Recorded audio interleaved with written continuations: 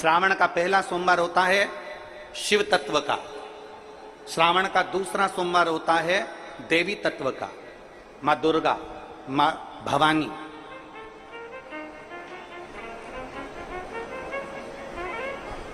आप लोगों ने शिव पंचायत, शिव महापुराण की कथा पहले बाची आप लोगों ने सुनी होगी। उसमें शिव पंचायत का वर्णन करा था। 5 देव,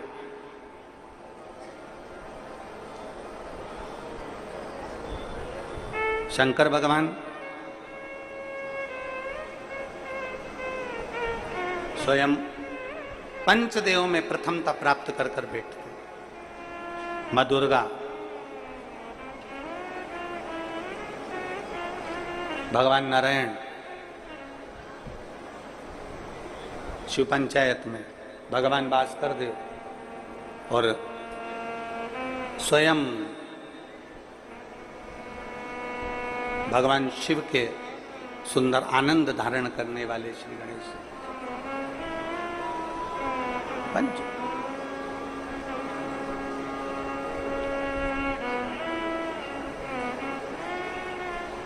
अब प्रथम में शिव, दुर्गा, नारायण, भास्कर देव, गणेश जी, ये सब भगवान शिव की पंचायत के अंतर्गत विराजमान होते हैं और ये 5 सोमवार का फल हमें प्रदान करते हैं। 5 सोमवार।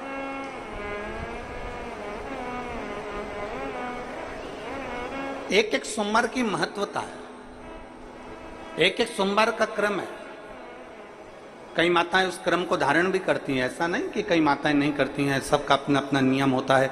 कोई शिव मंदिर में जाता है तो एक अक्षत, एक चावल का दाना शिव जी को समर्पित करता है, कोई मंदिर जाता है तो एक पुष्प शिव जी को समर्पित करता है, कोई मंदिर जाता है तो एक बेलपत्र शिव जी को समर्पित करता है, कोई मंदिर जाता है तो जल समर्पित करता है। सबका अपना अपना भाव है। जैसे तुम शिव को मना सकते हो, जैसे आप भगवान शंकर को नहीं जा सकते।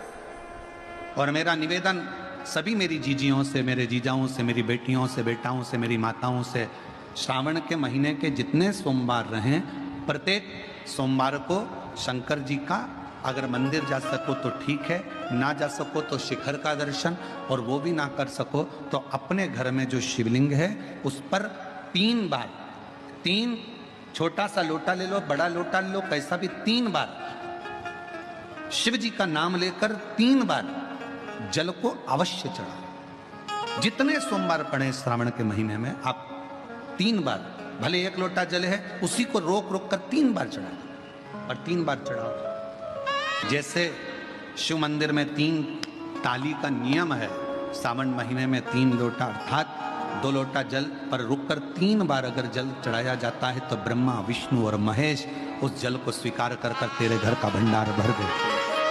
3 बार जल। गंगा जल का प्रयोग एक तो पितरों के लिए, दूसरा श्रावण के महीने में किसी भी एक सोमवार को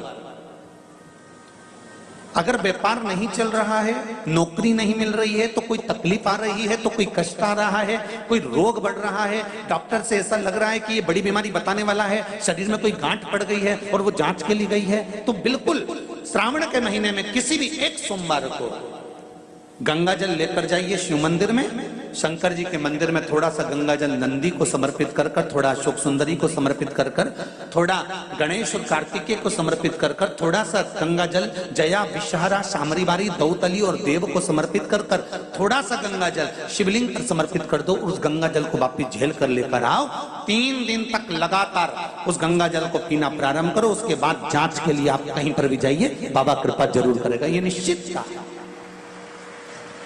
उस गंगा जल की प्रधानता, उस गंगा जल का एक गौ माता, गौ, गंगा और संत, ब्राह्मण, साधु, सन्यासी, सात्वित्ववान नारी, कन्या, स्त्री, इनका जो महत्व है उसको जान गए तो जिंदगी सार्थक हो। यदि भूलवश भी अगर कोई व्यक्ति मंदिर में बेलपत्र चढ़ा हुआ है और बेलपत्र उसने एकत्रित कर लिया मंदिर के अंदर ही, और मंदिर में बेलपत्र एकत्रित कर कर धागा लिया और उस कच्चे धागे में, उस कच्चे धागे के अंदर अगर उस बेलपत्र की डंडी को पीछे से उसने एक एक साधारण सी गांठ लगाकर उस बेलपत्र की माला को सिद्ध कर लिया, हल्की सी कच्चे सूत की गांठ लगाते लगाते मंदिर की चढ़ी हुई बेलपत्र को, शंकर पर चढ़ी हुई बेलपत्र को, शंकर की चढ़ी हुई बेलपत्र को ही उसने गांठ लगाकर जब माला सिद्ध कर ली और सिद्ध कर कर अगर वही माला भगवान शंकर को अर्पित कर देती है तो कहते हैं कि हमारा फिर पुनर्जन्म होता ही नहीं है, इस संसार सागर से हमारी मुक्ति हो ही जाती, पुनर्जन्म से हम छूट जाते। जैसे जगत गुरु शंकराचार्य जी कहते हैं पुनरपि जननम पुनरपि मरणम, उस प्रपंच से छुटकारा।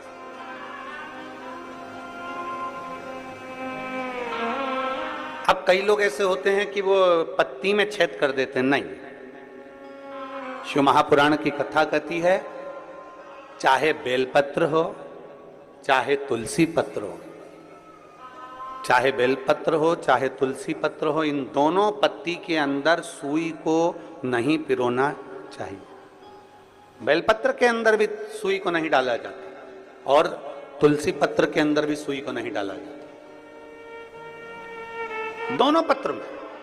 हाँ, कच्चे धागे से आप उसमें डंडी में गांठ लगाकर भगवान शंकर को माला धारण कर सकते हो, पर कौन सी बेलपत्र, फिर से बोलो जरा जम के, कौन सी बेलपत्र, जम के आवाज आना चाहिए, जो शंकर भगवान पर चढ़ी हुई है वही बेल धोया, माला सिद्ध करी और वही माला मेरे देव अधिदेव महादेव को समर्पित कर दी, वही माला। आप में से कई माताएं ऐसी बैठी है जो सावन के सोमवार का व्रत करती है। कौन कौन ने करा था सावन के सोमवार का व्रत? हमने भी करा था, तो हम भी उठाए, ठीक है। आप लोगों ने व्रत किया ना। अब आप में से और हम में से कई माता बहन भाई ऐसे होंगे जो व्रत करे होंगे, तो उन्होंने एक टाइम फलाहार किया होगा, एक टाइम, जम के बोलो, भोजन किया होगा। आप में से कई लोग ऐसे होंगे जिन्होंने एक टाइम फलाहार करा तो दूसरे समय पर भी फलाहार किया होगा। आप में से कुछ लोग ऐसे होंगे जो एक टाइम केवल फलाहार करे होंगे, दूसरे समय कुछ भी नहीं लिया। बोलो बोलो, सही है कि गलत है? अब ईमानदारी से बोलना। आप में से कई लोग ऐसे होंगे जिन्होंने दिन भर कुछ भी नहीं खाया होगा, केवल एक गिलास दूध, एक फल और बाबा का प्रसाद लेकर और व्रत कर लिया। अब आप में से कई लोग ऐसे भी होंगे जिन्होंने दोनों समय भोजन करा होगा और सवेरे नाश्ता भी किया होगा, दिन में पानी पूरी भी खाई होगी, शाम को थोड़ा भगर भी, सब खाया। अब जरा बहुत बहुत गहन चिंतन वाला विषय है, जरा ध्यान दीजिएगा। एक व्रत करा, एक टाइम भोजन, एक टाइम फलाहार, एक ने व्रत करा दोनों समय फलाहार, एक ने व्रत किया कि मैं कुछ नहीं खाऊंगा, एक फल, एक गिलास दूध, एक ने सब कुछ खाया, मतलब दिन भर भोजन कर, दिन भर भोजन कर। अब जो एक समय फलाहार कर रहा है वो भी शंकर का भगत है, जो एक दोनों समय फलाहार कर रहा है वो भी शिव का भगत है, जो एक फल ले रहा है और एक गिलास दूध ले रहा है वो भी शिव का भगत है, और जो दोनों समय भोजन कर रहा है वो भी शिव का भगत है। अब शंकर जी से पूछा जाए कि इनमें से तुम मुक्ति किसको दोगे, इनमें से तुम मोक्ष किसको दोगे, इनमें से सबसे पहले तुम किसकी सुनोगे, किसकी सुनोगे? तो भगवान देव महादेव का चरित्र कहता है माता पार्वती से, पार्वती भले तुम भूखे रहो मत रहो, पर इतना जरूर करो कि किसी का दिल ना दुखे तो मैं प्रसन्न हो जाता हूं और वर प्रदान कर।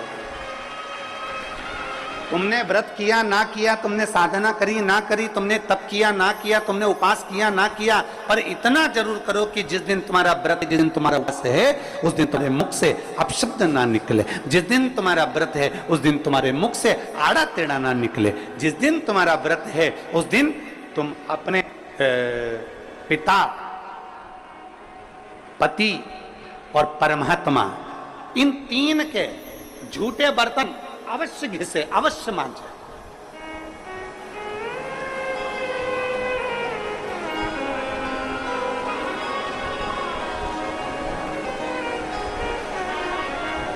घर के सारे बर्तन, बर्तन मांजने वाली कोई आए वो मांझे, मना नहीं है, पर 3 बर्तन अपने को खुद मांझना चाहिए।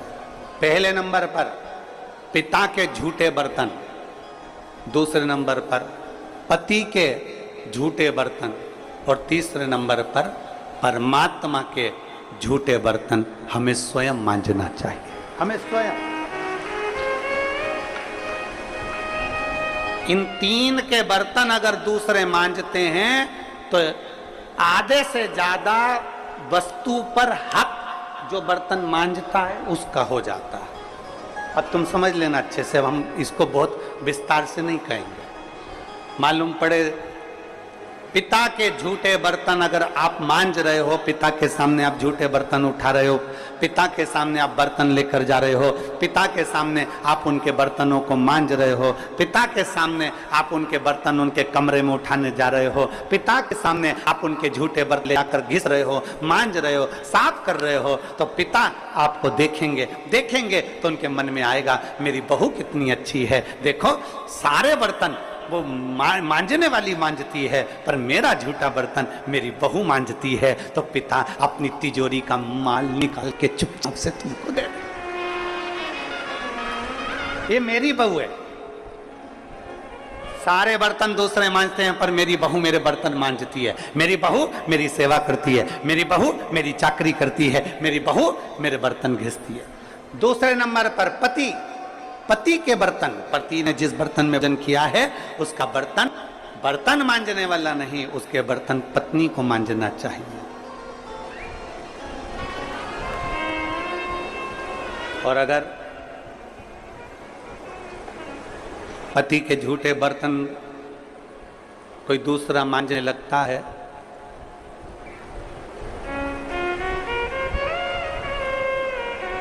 तो एक दिन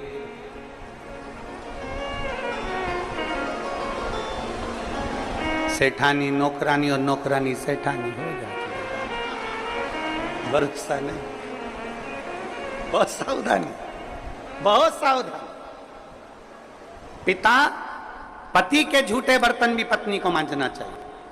स्वामी के झूठे बर्तन मांझोगी पति की दृष्टि में आएगा सारे घर के बर्तन दूसरे मांझते हो पर मेरी पत्नी मेरे बर्तन मांझती है, पत्नी मेरे झूठे बर्तन उठाती है, मेरी पत्नी मेरे झूठे बर्तन संभालती है, मेरी पत्नी मेरे झूठे बर्तन उठाकर रखती है। मतलब उसकी दृष्टि में आपका भाव बढ़ता चले जाएगा। तो आपको जिस दिन तुम बोलो कि मुझे ये चाहिए, पति को याद आ जाएगा ये मेरी सेवा करती है, झूठे बर्तन तक संभालती है, तो तुरंत साड़ी भी दिलाएगा, करवा चौथ की अंगूठी भी दिलाएगा, निश्चित।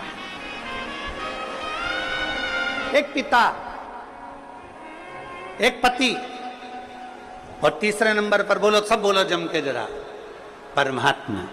तुम्हारे घर में भगवान का मंदिर है, तुम्हारे घर में छोटा सा शिवालय है, तुम्हारे घर में छोटा सा देवालय है, तुम्हारे घर में छोटा सा मंदिर बना हुआ है, उस मंदिर में तुम भगवान की पूजन करती हो, पूजन करने के बाद भगवान को स्नान कराती हो, स्नान करा हुआ बर्तन रखा रहता है, लोटा रखा रहता है जल चढ़ाने वाला, भगवान के भोग लगाने की छोटी सी कटोरी होती है, भगवान को पानी पिलाने का छोटा सा लोटा होता है, कलश होता है, झारी जी होती है या कोई गिलास होता है। भगवान का बर्तन, परमात्मा का बर्तन घर की स्त्री को, घर की नारी को स्वयं मांझना चाहिए, वो बर्तन मांझने वाले को नहीं देना चाहिए, क्योंकि परमात्मा ये देखता है कि ये मेरे बर्तन मांझ रही है, मैं इसको भंडार भर देता हूं। पिता, सब लोग बोलेंगे कौन कौन के बर्तन मांझना चाहिए, जम के बोलो, पिता, पति और परमात्मा। इन 3 के बर्तन, इन 3 के झूठे बर्तन, इन 3 के झूठे पात्र का घिसना, जूठे बर्तन को मांजना श्रेष्ठ। पिता, पति और परम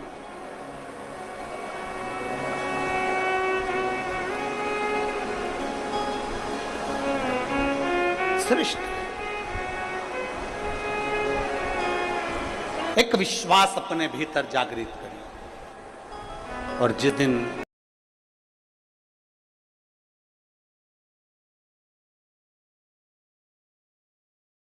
कोई सा भी व्रत, आपका सोमवार का व्रत है, आपका शिव जी का अगर कोई व्रत कर रहे हो, तो उस दिन आप भगवान शंकर को चढ़ाने के लिए बेलपत्र मत तोड़ो, एक दिन पहले तोड़ो।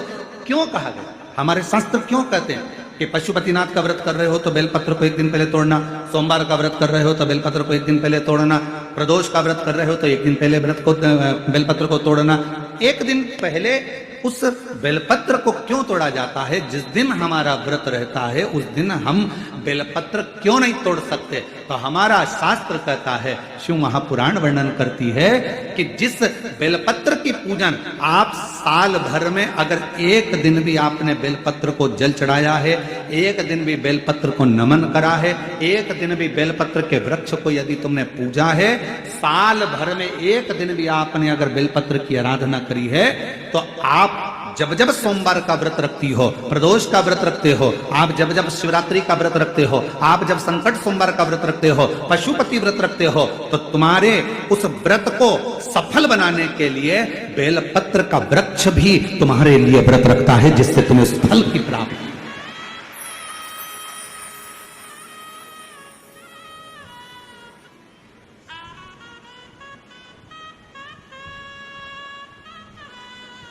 कथा सुनने आ रहे हो? घर के बाहर बेलपत्र का पेड़ है, कथा श्रवण करने जा रही हूं, बेलपत्र का वृक्ष है। नहीं, आपको अगर कथा सुनने जा रहे हो तो बेलपत्र अगर चढ़ाना है तो एक दिन पहले आप बेलपत्र को उतारो। कथा सुनने के लिए जा रही हूं और बेलपत्र रास्ते में से तोड़ कथा में जाकर बैठ गई, बेलपत्र शिव पुराण को समर्पित कर दिया या कथा में समर्पित कर दिया, या विचार करा कि मेरा बेलपत्र व्यासपीठ तक जाएगा, झोली में डाल दिया। ध्यान रखना, कथा सुनने के लिए आ रही हो, सामने बेलपत्र का वृक्ष दिख गया, उसको झुककर प्रणाम करो, नमन करो और कहो, मेरे बाबा, मेरे शंभु, आपका दर्शन कर कर जा रही हूं। मैं जानती हूं इस बेलपत्र के वृक्ष में गौरी शंकर हैं, मैं जानती हूं इस बेलपत्र के वृक्ष में नारायण लक्ष्मी है, मैं जानती हूं इस बेलपत्र के वृक्ष में 64 योगनियां है, मैं जानती हूं इस बेलपत्र के वृक्ष के तने में स्वयं कुबेर बैठकर साधना करता है। इस बेलपत्र के वृक्ष को मैं नमन करती हूं। बाबा, आपसे प्रार्थना करती हूं कि मैं कथा सुनने के लिए जा रही हूं, जब मैं कथा सुनकर वापिस आऊं ना, हे बेलपत्र महारानी, हे बेलपत्र के वृक्ष, हे शंकर, ऐसी कृपा करना कि मेरी खाली झोली को भंडार से भर देना, उसको नमन कर। और हम क्या करते हैं? कथा सुनने जा रहे हैं तो बेलपत्र का वृक्ष अपने आंगन में है या बेलपत्र का वृक्ष रास्ते में पड़ गया, 4-6 बेलपत्र तोड़ लिए, कथा में जाकर बैठ गए, कथा सुन ली, बाद में बेलपत्र समर्पित कर, ना ना ना ना, आते समय बेलपत्र को नमन करते हुए,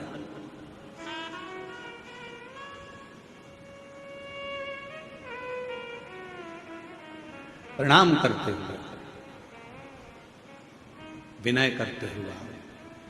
और मैंने तेरे ही भरोसे बाबा, तेरे ही भरोसे हवा बिच उड़ती जाऊंगी, बाबा डोर हर तो छड़ीना में कटी जाऊंगी।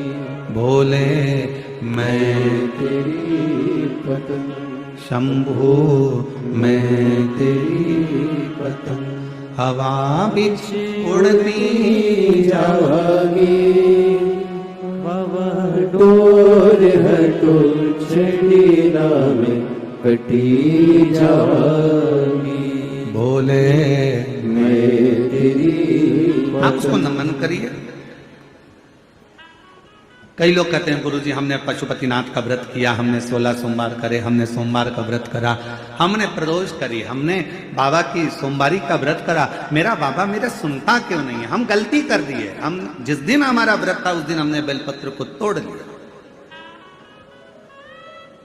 उतार लो। हम भूल गए। हम सबसे कहेंगे, अगर YouTube पर हमारी पूर्व की कथा डली हो, एक पुष्प शिव महापुराण की कथा, त्रिपुंड शिव महापुराण की कथा, बेलपत्र शिव महापुराण की कथा, जब पुरानी जो YouTube पर हमारे YouTube पर अगर डली हो तो वो कथा को आप निकालना, उसको एकांत में बैठकर थोड़ा सा श्रवण करना कि पुष्प का महत्व क्या है। कौन सा फूल जमीन पर गिरा हुआ भी शंकर को स्वीकार होता है।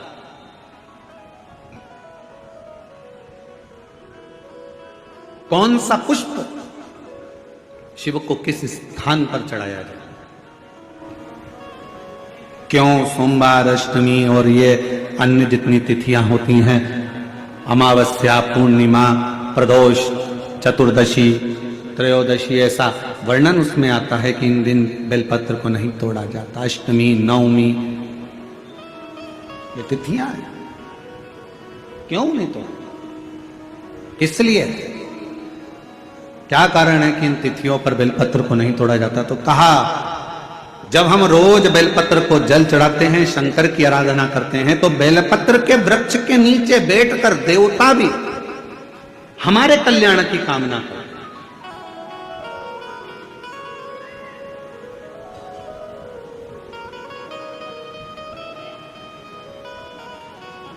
कितनी बड़ी बात लिखी है। लिंग पुराण को उठाकर अगर आप पढ़ेंगे तो उसमें लिखा है, 1.25 किलो सोने के सिंहासन पर, कितने किलो, जम के बोलो जरा, आवाज नहीं आई। 1.25 किलो सोने के सिंहासन पर मखमल का गद्दा बिछाकर एक शालिग्राम भगवान की मूर्ति, शालिग्राम भगवान की शिला रखकर उस पर सोने का छत्र 0.5 किलो का लगाकर हीरों और पन्नों से शालिग्राम भगवान का श्रृंगार कर कर किसी को दान करने का फल मात्र एक बेलपत्र शंकर के मंदिर में जाने से प्राप्त हो जाता है।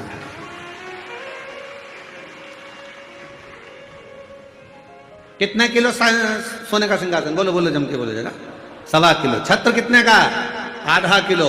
हीरे, रतन, माणिक, मोती, सोने से जड़े हुए शालिग्राम भगवान को सिंहासन पर रखकर दान करने का जो पुण्य होता है, 1000 अश्वमेध यज्ञ का बराबर का जो पुण्य होता है, हजारों सर्वोत्तम यज्ञ करने का जो पुण्य होता है, सोम यज्ञ करने का जो पुण्य होता है, वो एक बेलपत्र शंकर भगवान को चढ़ाकर भगवान शिव को अर्पित करने से प्राप्त हो जाता है।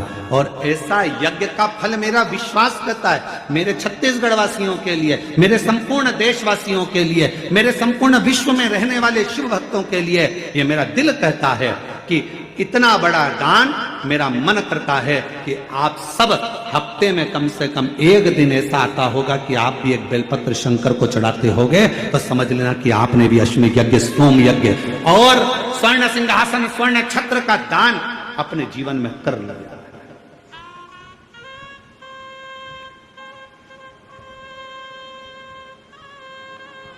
तीन वचन भगवान शिव ने पार्वती जी को दिए हैं, सावधानी से सुनिएगा उन वचनों को।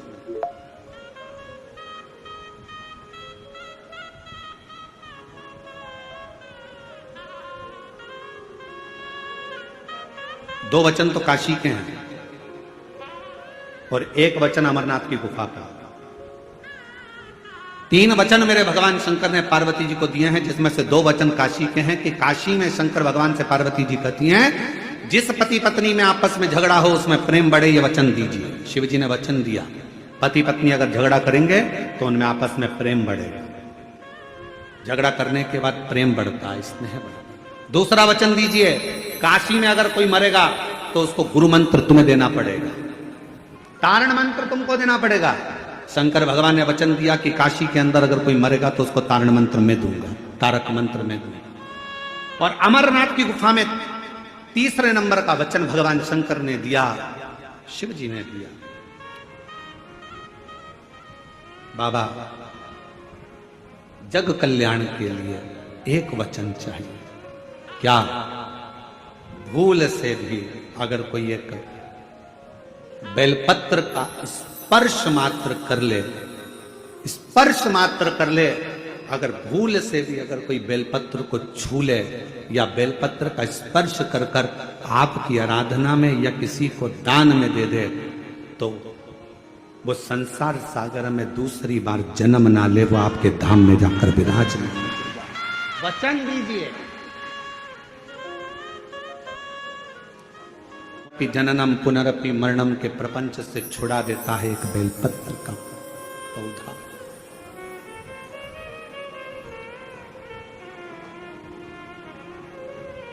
शिव जी के मस्तक पर कितनी रेखाएं रहती हैं त्रिपुंड में?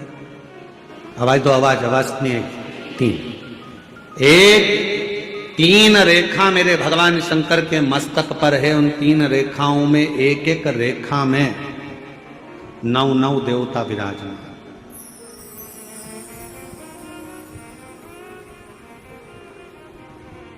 एक रेखा में 9 देवता, दूसरी रेखा में 9 देवता, तीसरी रेखा में 9 देवता। ऐसे शिव जी की त्रिपुंड रेखाओं में 27 देवताओं का वास।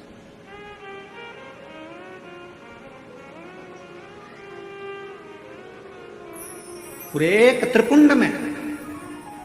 आप रोड पर से चल के आते हो, बहुत सारे तिलक लगाने वाले आपको मिलते हैं, उन्होंने अपनी थाली में फूल रख रखा है, ऐसा फूल रख रखा है, उस फूल से आपका पूरा सिर रंग देते हैं। बोलो बोलो, सही है कि गलत है? अरे बोलो तो जम के। ऐसा सिर रंग देते हैं और आप उनसे कुछ कहती भी नहीं हो। आपको कहना चाहिए ये सिर रंगने से कुछ नहीं होगा, अगर कुछ करना है तो अपने हाथ की 3 उंगलियां लीजिए और त्रिपुंड खींचिए। कम से कम 27 देवता मेरे मस्तक पर रहना चाहिए। 27 देवता मेरे मस्तक पर रहना चाहिए। चंदन की, भस्म की, रौली की, मौली की। अगर आप किसी भी भस्म का, चंदन का मस्तक पर अगर आप अष्टगंध का भी अगर त्रिपुंड लगा रहे हो तो आपके मस्तक पर 27 देवता त्रिपुंड की 3 लाइन खींचते से ही विराजमान हो जाते हैं। तिलक लगाने वाले फूल रख लिया, फूल से पूरा माथा रंग दिया, रंगने के बाद कह दिया चलो दक्षिणा दो जाओ। उस समय पर आपको कहना चाहिए, मैं कथा में आई हूं, शिव की कथा है, मेरे मस्तक पर त्रिपुंड लगा। त्रिपुंड से मतलब है कि 27 देवता, जब तक मेरे मस्तक पर त्रिपुंड रहेगा 27 देवता मेरे साथ में हर पल हर घड़ी रहेंगे, हर क्षण।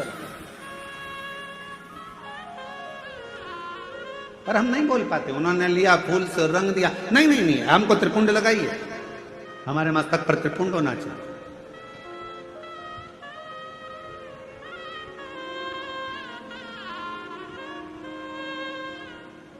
शिव जी के मंदिर जा रहे हो, भगवान शंकर का जल है, उसको भी मस्तक पर त्रिपुंड के भाव से लगा सकते। भस्म है, भाव से लगा सकते।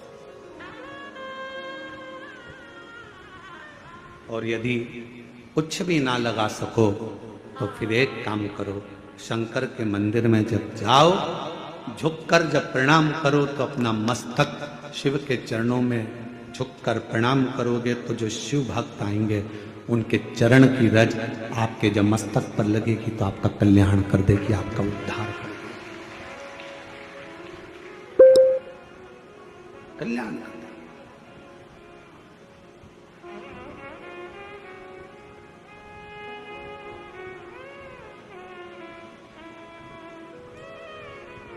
कहते हैं कि 27 देवता जो त्रिपुंड में विराजमान है वो शंकर से मिलाने का कार्य करते हैं, शिव से मिलाने।